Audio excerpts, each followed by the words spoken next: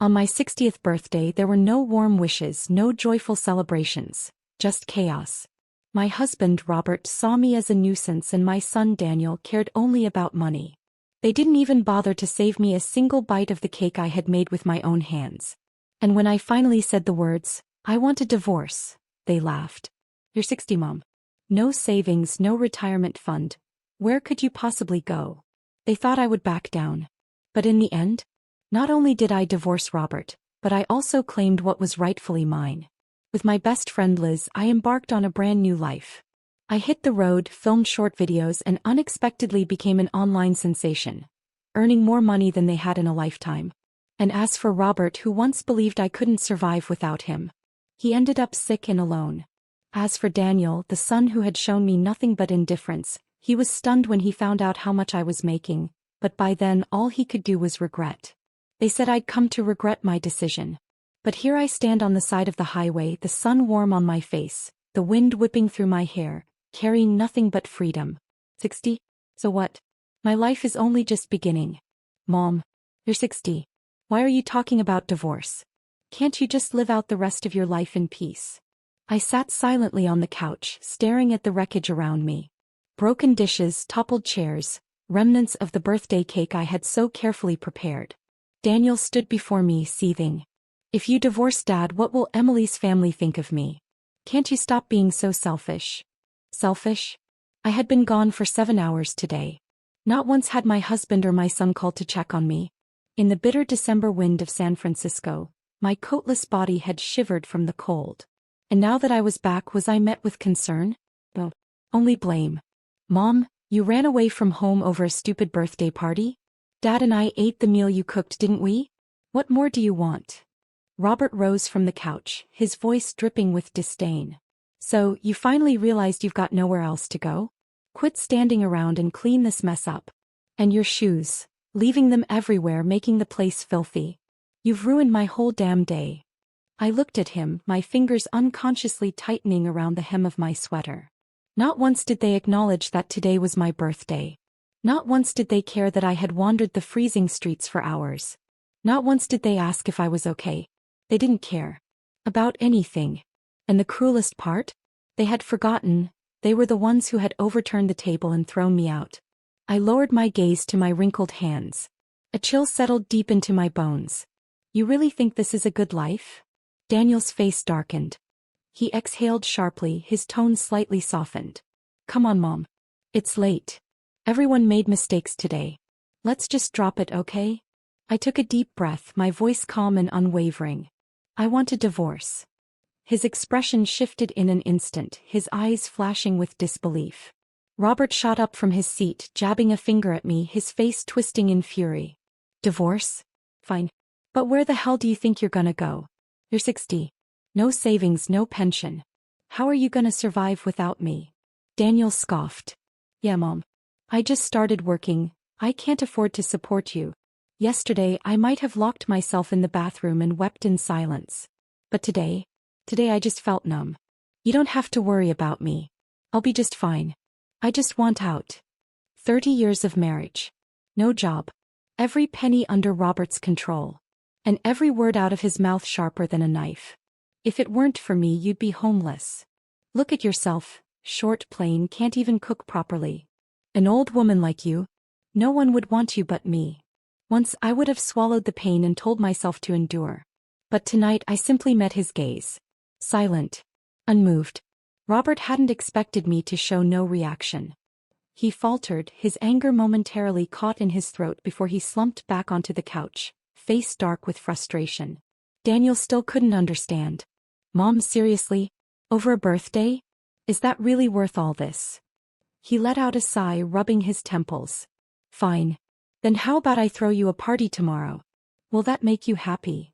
I looked down at the shattered remains of my birthday cake. Was it really about the birthday? Maybe. But it was also so much more than that. Last week, Daniel suddenly told me he wanted to throw me a birthday party. I could hardly believe it. In 60 years, this was the first time someone had ever suggested celebrating my birthday. I was so thrilled that I couldn't sleep properly for days, constantly thinking about what to prepare. I started looking up recipes 3 days in advance, planning to make something special. I didn't want to disappoint my son. When my best friend Liz heard about it, she called me, her voice full of confusion. Wait, you're making the food yourself for your own birthday party? I couldn't help but laugh. Should I ask Robert and Daniel to cook? Those two have never stepped foot in the kitchen. If I relied on them, it would probably be more trouble than just doing it myself. Liz wouldn't let it go. Then why not eat out? What kind of birthday person has to cook for themselves? I sighed. We're not as well off as you guys. Daniel's getting married soon. Everything costs money. I'm a 60-year-old woman. It's not like I need to go to a fancy restaurant to celebrate. When Liz heard this, she immediately offered to pay for everything so I could enjoy the day. I kept refusing, and only after some coaxing did she reluctantly give in. Honestly, I didn't care how the birthday was celebrated. As long as they remembered, I would be happy. This was the first real birthday I'd ever had in 60 years, and it was Daniel who had initiated it. I was so happy that I couldn't even sleep. At 4:30 in the morning, I got up to start preparing. I moved quietly, careful not to wake Robert. But he still stirred, frowning as he glared at me. Did I wake you? I asked, a little embarrassed but with a hopeful glimmer in my heart. After more than 30 years of marriage, I had hoped the first words he would say to me when he opened his eyes would be, "Happy birthday." But instead he just turned over and lazily muttered, "Why are you making a fuss so early? If you're not going to sleep, can't you at least let someone else sleep? Can't you be more considerate?" I was stunned. I froze for a few seconds, then remained silent. After all, it was my birthday and I didn't want to argue. I tried to shake off my disappointment and headed to the store, buying Daniel's favorite steak and potatoes. I worked non-stop from morning till noon, turning the house into a warm and tidy place. By 11, Daniel finally returned home. As soon as I heard the door unlock, I quickly removed my apron and rushed to greet him. I wondered if he'd come through the door holding a gift saying, "Mom, happy birthday." But his hands were empty. Just yesterday he had posted several photos of earrings on social media and asked in the comments, "Which pair do you think would be good for Mom?" A chill ran through me and my smile froze. Daniel noticed my expression and furrowed his brows. "What's wrong, Mom? Don't you look happy to see your son?" I forced a smile. "Of course I'm happy. Why wouldn't I be?" But I couldn't help myself and asked, "Aren't you going to give me a gift for my birthday? I saw you asking people yesterday which earrings would be best for Mom." He actually laughed. "Mom, you didn't think the earrings were for you, did you? I'm going to Emily's house tomorrow and I'm planning to give them to her mom." I froze. "That gift wasn't even for me." He went on, "Mom, you've always been frugal.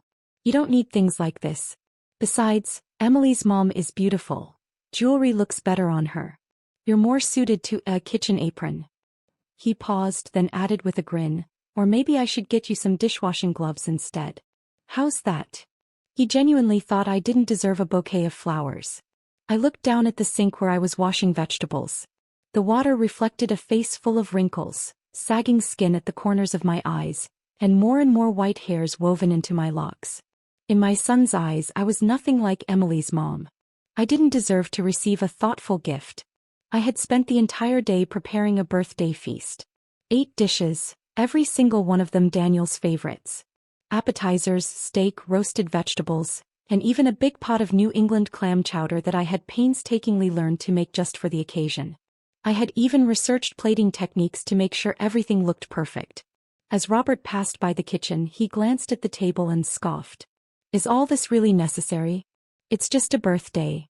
I ignored him and kept working. This was the first real birthday of my life. I wanted it to be worth remembering. By the time I placed the final dish on the table and wiped the flour from my hands, I was filled with anticipation. I picked up the small cake I had made for myself, ready to finally sit down and enjoy the moment. But then I froze. The table was nearly empty. The food I had spent all morning preparing had been devoured, leaving nothing but scraps. Daniel glanced at the cake in my hands and frowned. "Mom, that's it? You spent all this time and this is all you made for yourself?" A chill crept into my heart as I turned to look at Robert, only to find the same expression of impatience on his face. But this was my birthday. My first real birthday. I wanted to at least look back on it and remember something happy. Forcing a smile, I tried to joke, "Hey, wasn't this supposed to be my celebration? The birthday girl hasn't even sat down, and you two have already stuffed yourselves full. I thought it was harmless. Just a light-hearted remark. But Robert's expression darkened instantly. He slammed his fork onto the table and glared at me. What the hell is that supposed to mean? Daniel hardly comes home and now you're saying he shouldn't eat. I was stunned. I quickly tried to explain. I was just joking. But Robert's voice only grew louder, his tone dripping with anger. Joking? 60 years old and still running your mouth without thinking. How can someone be this stupid their whole damn life? His words were like a dull knife, pressing deep into my chest. I opened my mouth but nothing came out. Helplessly I turned to Daniel. He simply waved a hand dismissively. Forget it, Dad. It's Mom's birthday. Let's not argue. Robert fell into an uneasy silence, his expression still cold. The only sound left in the room was the clinking of utensils against plates. Lowering my gaze, I picked up my fork and tried to take a bite of my cake. But then Daniel spoke again. Mom, where's that emerald bracelet? The one Grandma left you. I hesitated, my hand trembling slightly around the fork. Daniel's eyes locked onto mine, a hint of urgency in his gaze. I've looked for it a few times but couldn't find it. Bring it out, Mom. That thing's valuable. It'd sell for a good price. My grip on the fork tightened. Daniel didn't notice my expression. If anything, his excitement only grew. Mom, do you even realize how much emeralds are worth right now? Their market price has skyrocketed. If I sell that bracelet and you and Dad chip in a little more, I can finally buy a house. Emily's family has been pressuring me about it. Once I get the place, we can get married. He grinned, his eyes gleaming with calculation. Her parents are professors, Mom. They're rich. I need to show them I'm serious. I listened to him talk, my fork absent-mindedly stabbing at my cake. The once perfectly shaped slice crumbled into pieces. Every word out of his mouth reeked of greed. Of entitlement. I barely recognized him. Lifting my head, I looked him straight in the eyes and asked, my voice soft, So, you didn't come back to celebrate my birthday. You came back for the bracelet. Daniel's smile faltered. Just for a second. Mom, how could you say that? I came all this way to celebrate with you and now you're doubting my intentions? I wouldn't have asked if I wasn't in a tough spot. Robert let out a low chuckle from the side. Helen, you're his mother. What's the point of hoarding things? Shouldn't you help your son? Why are you being so selfish? But it wasn't about the bracelet. It was about the person who gave it to me. That bracelet was the only gift I had ever received in my life. I was born into a family where daughters were nothing but burdens. In their eyes, I was an inconvenience, a mistake. I only survived because my grandmother would secretly ration her food and slip it to me when no one was watching. The night before she passed away, she must have sensed something. She pulled me aside, taking me up to the attic where she dug out a worn cloth pouch. Her frail, trembling hands pressed a vintage gold bracelet, set with an emerald, into my palm. She whispered, No one in this family will ever truly have your back. Hide this. One day you'll need it. She was the only person who had ever truly cared for me. Then I married Robert. And I knew I had nothing in this house. So I hid the bracelet away, deep in a flour tin in the kitchen. No one else ever stepped foot in there. Until today. I stared at Daniel, my voice barely a whisper. How did you find out about the bracelet? He shrugged nonchalantly as if it were nothing. I saw your chat history on your phone. He said it so casually, like it was his right to go through my personal belongings. His tone was light, even with a hint of mockery. Mom, what are you hiding? What's there between you and Dad that you can't talk about? Do you even care about this family? My heart sank. My eyes began to sting with the threat of tears. I spoke slowly, forcing myself to sound calm. I gave the bracelet to a friend for authentication. It wasn't a lie. I had discussed it with Liz. Daniel's face immediately darkened. His fists clenched, and without warning, he grabbed a cup from the table and threw it violently to the ground. What do you mean by that? You don't want to give it to me, is that it? I placed the fork down, my voice unwavering. Yes. The bracelet was no longer in my hands, but more importantly, I didn't want to give it to him. At 35 years old, this was the first time I had refused him. Fury overtook him. He flipped the entire table, the sound of crashing plates echoed through the room. The cake splattered onto the floor and wine soaked into the tablecloth. I shouldn't have come back to celebrate your birthday, he yelled. I treat you like a mother and you treat me like this? I didn't respond. My world was spinning and all I saw was the wreckage. Robert's voice cut through the chaos. Helen, what could you, a housewife, possibly need to spend money on? What's the big deal over a cheap bracelet? Daniel quickly followed up with a threat. Just tell me yes or no. Think carefully. I need this money now. If you don't help me today when you're old, don't expect me to take care of you. I won't give you a single cent. Robert sneered, mocking me. Did you hear that? A poor old woman with no retirement savings daring to argue with her son. They spoke like it was the truth, but was it really? I didn't have a retirement fund. When I married Robert, he told me, "You don't need to work. I'll take care of you. Just manage the house and take care of the kids." I believed him. Back then, I naively thought it was a promise. But now I had no pension, no savings. I might even lose the right to claim Robert's Social Security benefits when he retired. Every time we fought, he would mock me mercilessly. If it weren't for me, you'd be a beggar by now, starving on the streets. And if I dared speak up, he'd always have a cold, cruel response. Women like you who stay home washing clothes and cooking meals are everywhere. I could easily trade you in for a younger woman. What man would want you after a divorce with a son to raise? And your son still needs to go to school. If you don't take care of him, I won't. So I endured. I endured until my son went to college, and then when I turned 40, I decided to look for a job. But a 40-year-old woman, what else could she do but wash dishes at a restaurant? The pay was pathetic, but I took it. I wanted my own insurance. I wanted a sense of security. I had always longed for my own retirement fund, something like Robert's steady Social Security income, so I wouldn't have to depend on anyone. So I started saving, planning to open an IRA, put some money aside for retirement. But just when I saved enough to open my account, Daniel called. "Mom, we're taking a trip before we graduate. Everyone's going and I don't want to miss out. Can you help me with some money?" I hesitated but told him I was planning to put that money into a retirement fund, to secure my future. He laughed on the other end of the line. "Mom, you're saving for retirement? I'm about to graduate, and when I get a job I'll take care of you. You can spend as much as you want." I was touched. It wasn't about needing his money but just knowing he cared at least a little. So I sent the money, telling myself I'd save later. But the following year he called again. "Mom, I'm thinking of going to law school. The tuition's expensive. Can you help me out again?" I wavered once more, sending him the money. After all, there was still time. But year after year there was always something new. A new city to move to, a new certification to pay for, a government job application. Every time he'd say, "Mom, this is the last time." But there was never a last time. This year I turned 60. The restaurant had stopped hiring me to wash dishes long ago. Young people worked faster, more efficiently. Me. I had long missed my chance to save for retirement. At that moment, standing there, I realized something. Daniel had completely forgotten the promise he made when he graduated, that he would take care of me. All that was left was a cold, indifferent threat. "I won't give you a single cent." Tears welled up in my eyes.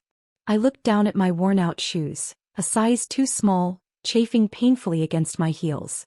I had spent my entire life compromising, making sacrifices for them, but those sacrifices had never meant anything to them. I lifted my head, and for the first time in my life I spoke without hesitation.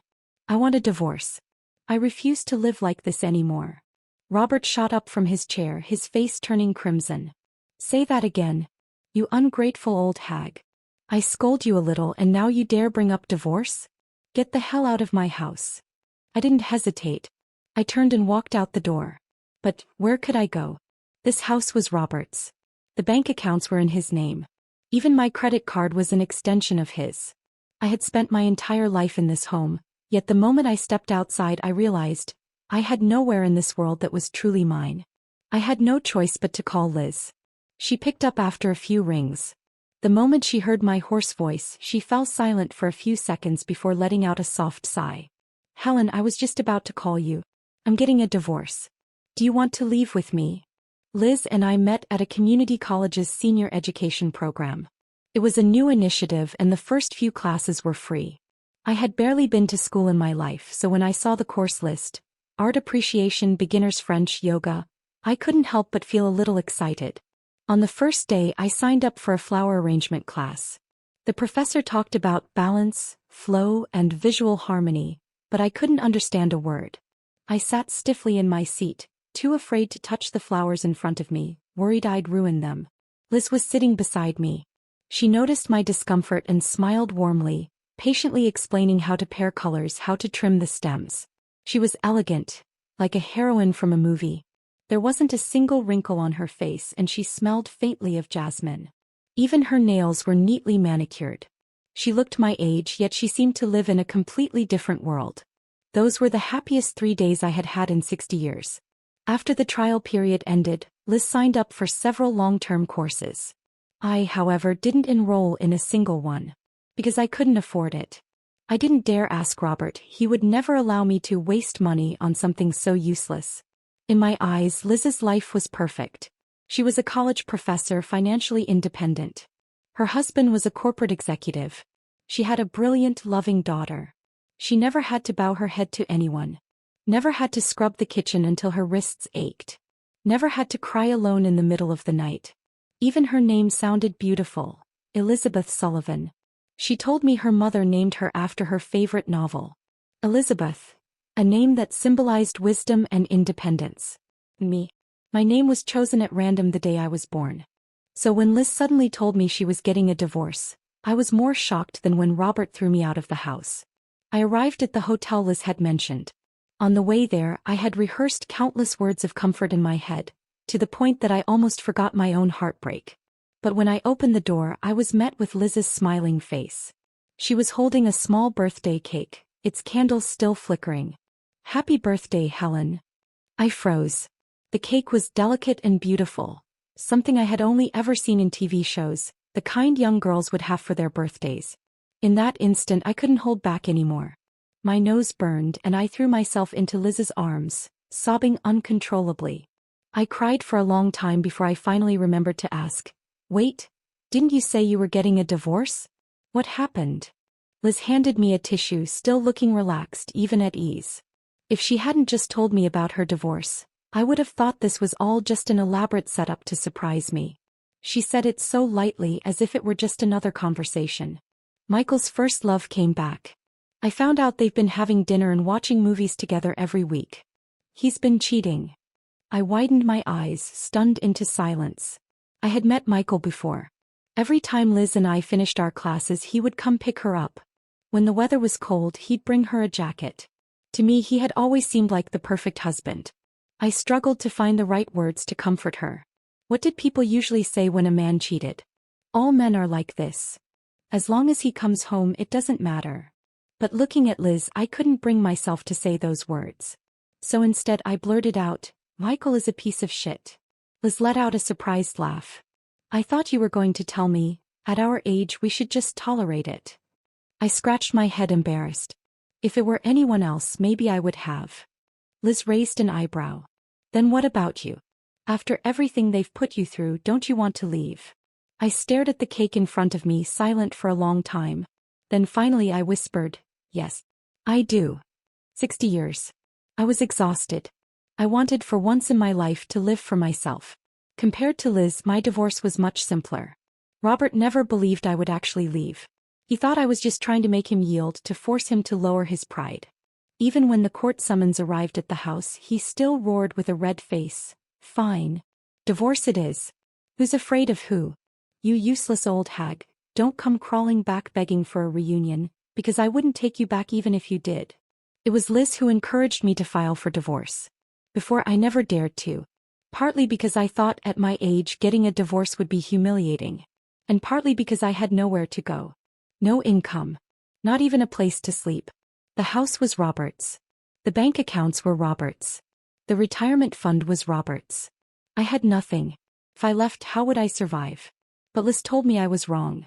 She patiently explained, "Helen, even if he was the one making money, it's still marital property. You have the right to half of it." I had rights. I could take half. The words rang in my head like a thunderclap. When the court began investigating our assets, I learned the truth. Robert had far more money saved than he ever let on. He had been hiding nearly $250,000 from me.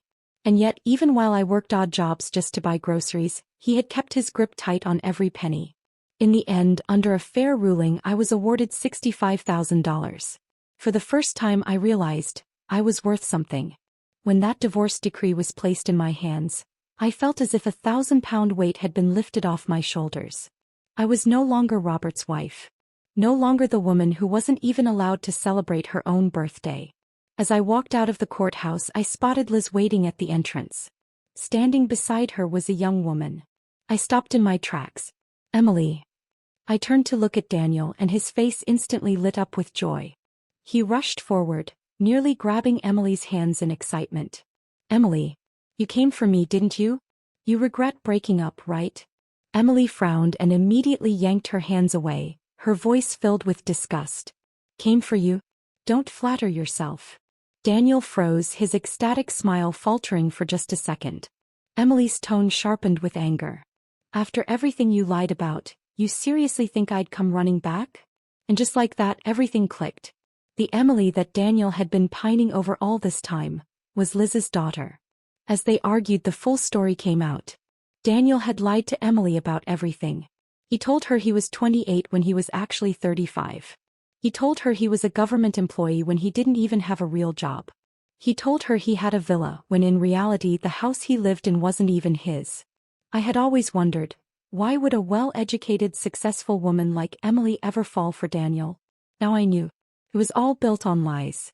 Emily's eyes burned with disdain. "You really think I broke up with you just because your parents got divorced? Please. If you hadn't deceived me from the start, I wouldn't have even given you a second glance." Daniel's face turned an ugly shade of red.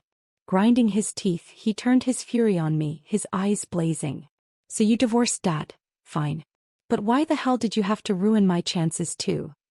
I looked him straight in the eyes and said word by word, "Do you even deserve marriage? If you hadn't lied, she wouldn't have looked at you twice." Daniel clenched his jaw, his breath coming in ragged huffs. He wanted to argue. But in the end he had no words. I turned away and walked toward Liz.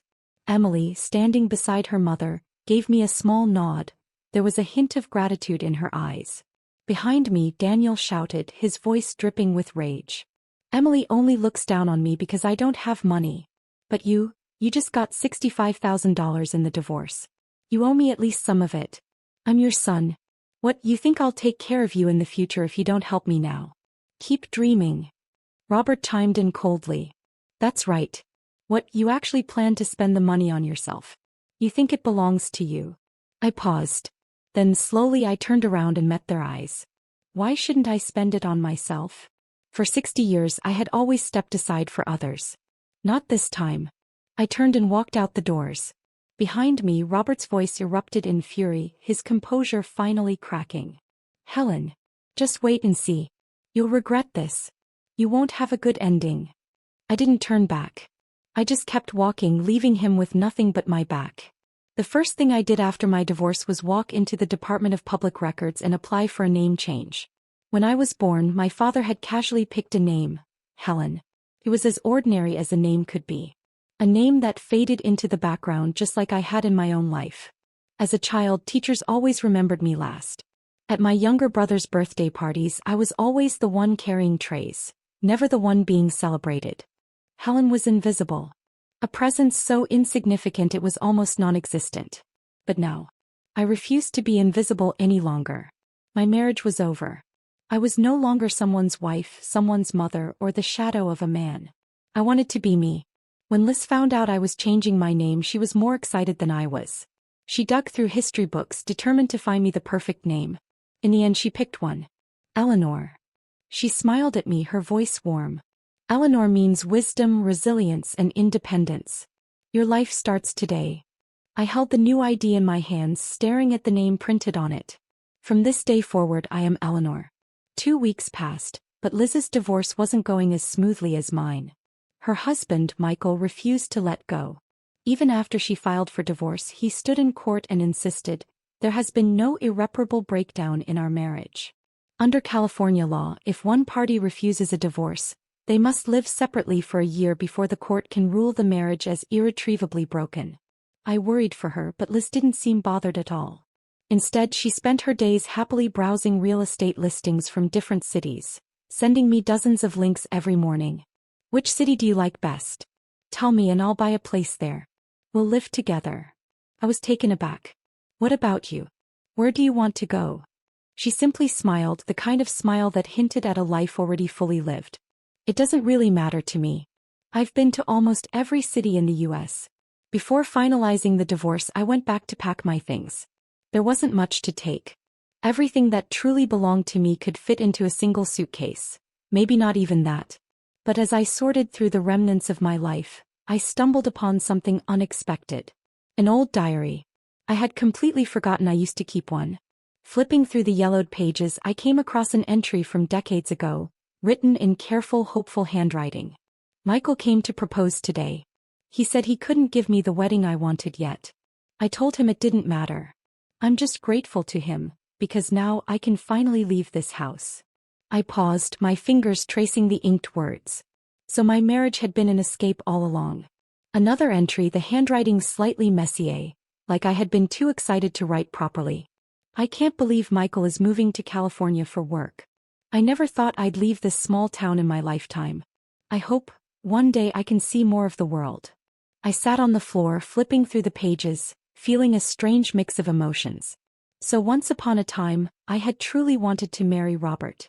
And once upon a time, my biggest dream had been to travel, to see the world beyond my small, suffocating town. But somewhere along the way I had forgotten all of it. That night I told Liz, I don't want to settle down just yet. I spent the first half of my life stuck in that small town. Even when I moved to the city, my world still revolved around my husband and son. My world has always been too small. I want to see what's out there. A few days later, Liz called me, her voice brimming with excitement. Eleanor, I bought a camping van. Let's go on a road trip. Liz was always ahead of the curve. As we traveled, she taught me how to film videos and document our journey. She even helped me set up a social media account, the Runaway Diaries. Every day I recorded pieces of my new life.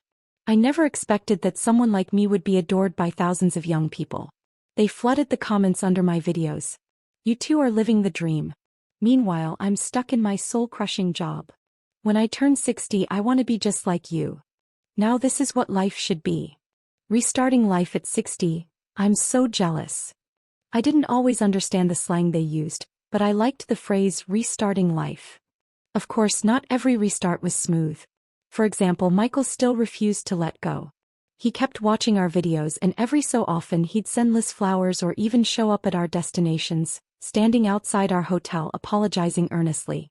He swore he'd cut off his first love, begged her for another chance. Liz didn't even spare him a glance. Then there was Daniel. He still called me. But he never asked how I was doing. Instead he asked, Mom, you must be making a lot of money from those videos, right? And then came the sob story. Dad's a mess without you. He forgets to take his blood pressure meds and now he's had a stroke. He's paralyzed. And what did that have to do with me? I hung up and blocked his number. Daniel wasn't wrong about one thing though. I was making money. A lot of money. A year ago, I never would have believed that I'd achieve financial freedom at 60. Life was funny that way. I had spent decades living like a servant, hesitant to even buy myself a nice dress. Now I was driving across the country in an RV, making more money than Robert had in his entire lifetime. If I had known back then that 60 was the real golden age of life, I never would have wasted my youth on them. In every city we visited, Emily, Liz's daughter, would send us local food recommendations and sightseeing spots. When she had time, she even flew out to join us. Or we'd video call her while sipping coffee, chatting about everything and nothing. One day I sighed, Liz, you're so lucky to have such a wonderful daughter. Emily grinned at me through the screen. Don't be jealous, Eleanor.